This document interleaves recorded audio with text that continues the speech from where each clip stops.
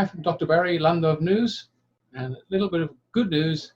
Bill Turner, as you know, I've been chatting to Bill quite a lot lately, and he has given me permission to put one of these videos up in relation to your ID. And he does explain how important this ID is in his video. And he also gave me a letter which he sent to the government in New Zealand in regards to this particular ID and how important it is under the Immigration Act. Now, it is in our Immigration Act here. I haven't found it myself because I've been too busy to look it up. If anybody can, well, I would appreciate it.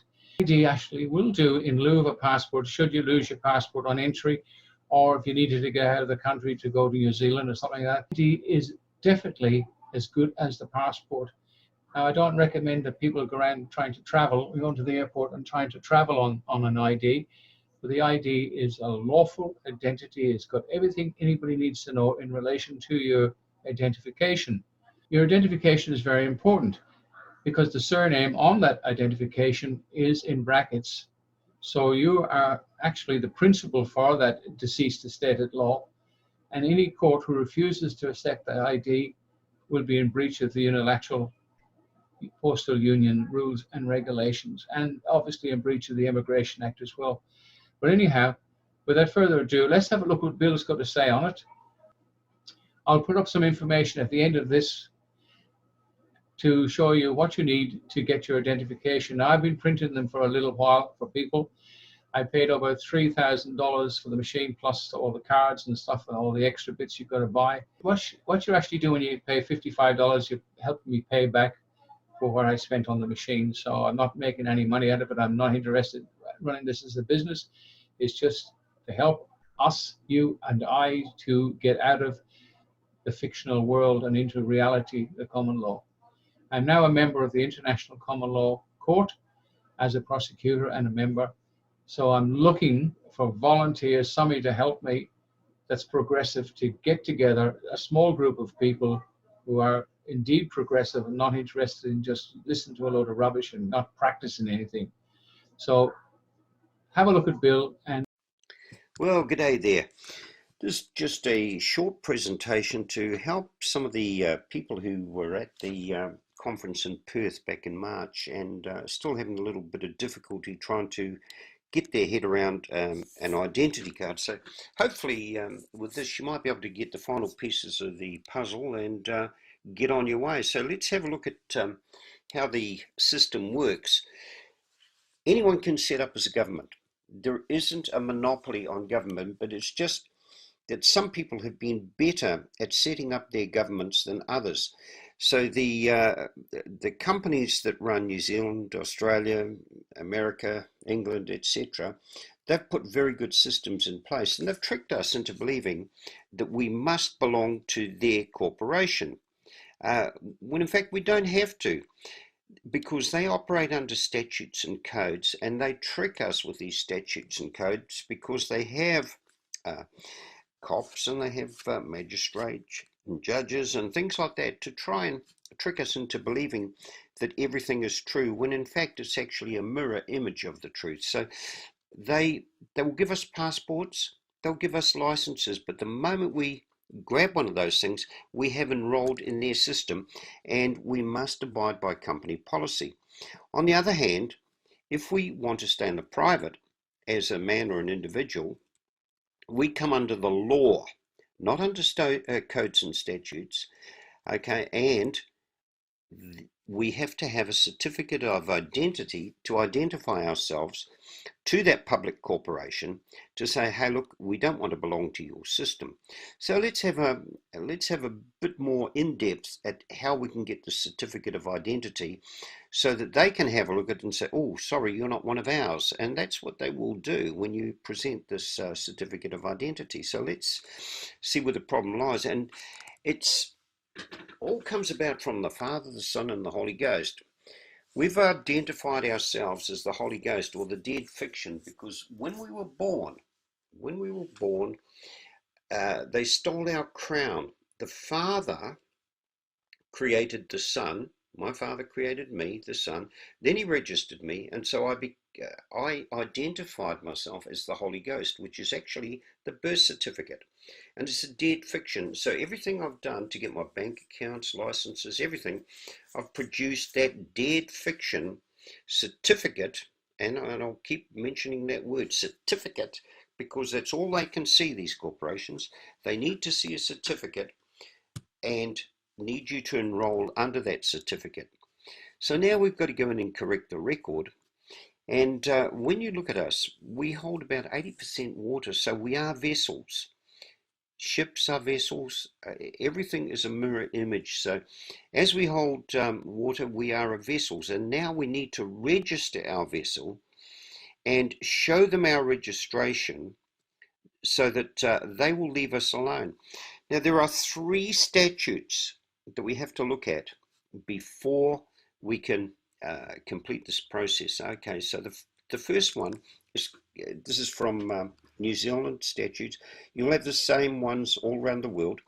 Flags, Emblems and Name Protection Act 1981. And this is in the interpretation section, which is section 2.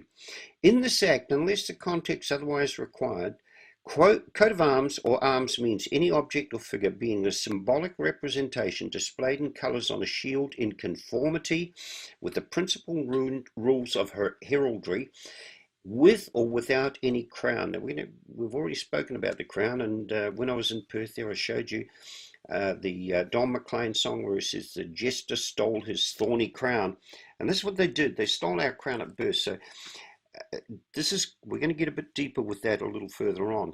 But emblem means any device, seal, mark, trademark, badge, symbol, design, logo type, whether on a flag, banner, sign. Okay, so you can identify yourself under any one of these flags, emblems, or whatever, and you have the name protection to go with it. Hope you're getting that.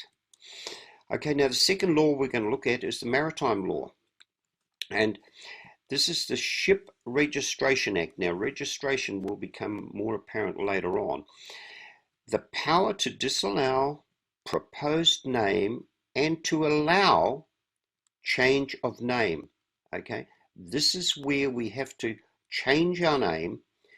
Okay, so now I'd like you to probably pause here and read right through this, but for the benefit of this exercise, I'm going to go down to F.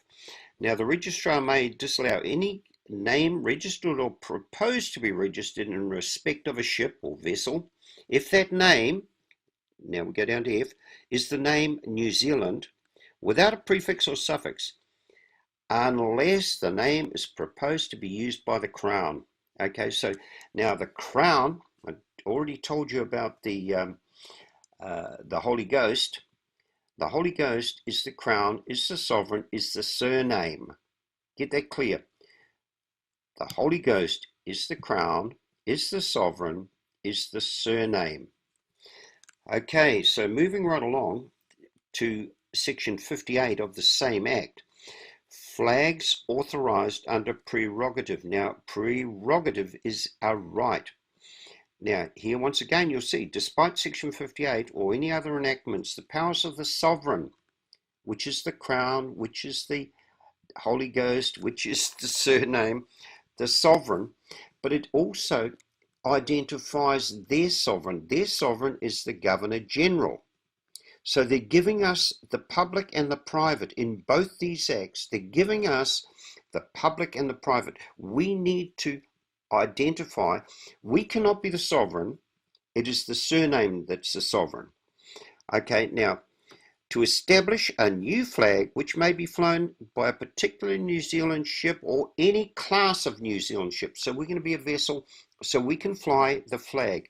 Now it's up to you to choose which flag or ensign you're going to use, and you saw that in the first part there, but we'll come to that a bit later anyway. Now the second act is the Passports Act 1992. Sorry, the third act, isn't it? The interpretation. In this act, unless the context otherwise requires, certificate of identity means a document other than a passport or an emergency travel document issued by the government of any country.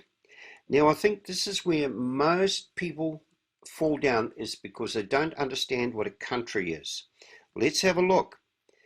By country is meant the state of which one is a member. Every man's country is, in general, the state in which he happens to have been born. Now, I don't know about you, but I was born naked. Now, I can also get in another state. I can get in a drunken state. I can get in a drug-induced state. I can get in a happy state, a grumpy state, whatever state I want to be. You need to understand that a country is whatever state you want it to be. This is your government, okay? You must state and declare your country.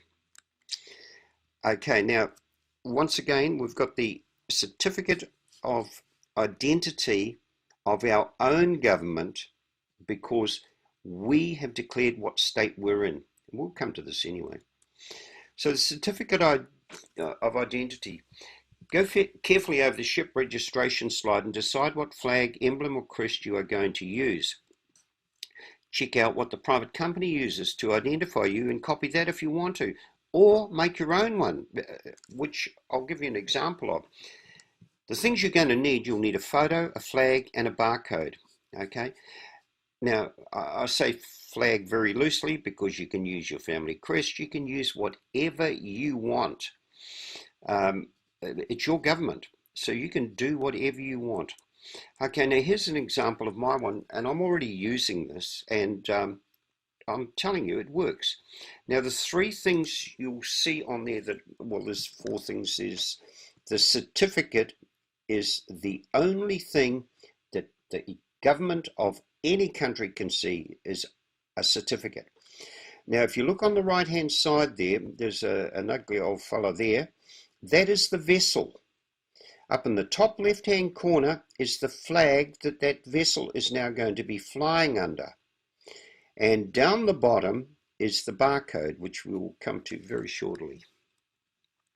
So here's the process. You get a registered mail envelope and you remove the barcode, or you can take a scan of the barcode if you can get a high enough resolution of the barcode. But you're going to need to place that on your identity card. If you can scan it and just flick it onto documents, that's even easier. It's the best way to go. Now, you post the identity card to yourself in the registered mail envelope. And there's a very good reason for this, because it is now registered with the Universal Postal Union. Now you have a registered certificate of identity, and this is your own government. And they know that tampering with the mail is a serious offence, so they're not going to be doing that. Okay? Now, I want you to do your own research, guys. There's enough information in there, but you need to go over it slowly and carefully. And boy, some of the people over there, the trouble that you keep getting yourself into by not opening letters and doing all these other crazy action. I don't know who the so-called gurus were who gave that, and I don't really want to know. But you're going to have to start acting as a government, acting responsible, using your own register, and starting to take careful note of all the things you do, keeping good copies, keeping everything documented, and only giving them copies of what you have. Never give them the originals. Okay, so you post the originals to yourself and you keep them, and then you give them certified true copies with your own certified true stamps. Okay, but do not trust some of those people who keep getting you deeper and deeper into the doo-doos, and start with your identity card. Hope this has been of help. Now that you had a look at that, I hope you enjoyed it. Just at the end here, I'll just put the information in relation to the ID. Dr. Barry, sign off. Thanks for watching. Bye for now. This is the letter that Bill Turner sent to the Attorney General in Parliament in Wellington just recently. And it's a quite interesting document, as you can see. He goes through the whole thing, the Passport Act 1992, and its interpretation and so on. So you can read that, and that will give you a little bit of information in relation to both the back on the left here and on the front. This is the flag we're using, and this is basically it's exactly what it looks like. So you put you send me your name, your descending state is like John Doe, your date of birth, your address, Happy Street, Dublin, Australia, wherever the heck that is. And if you do have a barcode, you can send it, but if not, I will provide a registered envelope with the barcode already on it. And it's got the copy of your signature, very, very important, as you can see on the left over here, where it's got John Michael, and John Michael Doe is the card. And the cost, which is basically a donation, because I did say earlier on I paid a lot of money for the machine. I'm trying to get it back. If I do, great. If not, well, I'll carry the can for that. Anyway, that's it for now.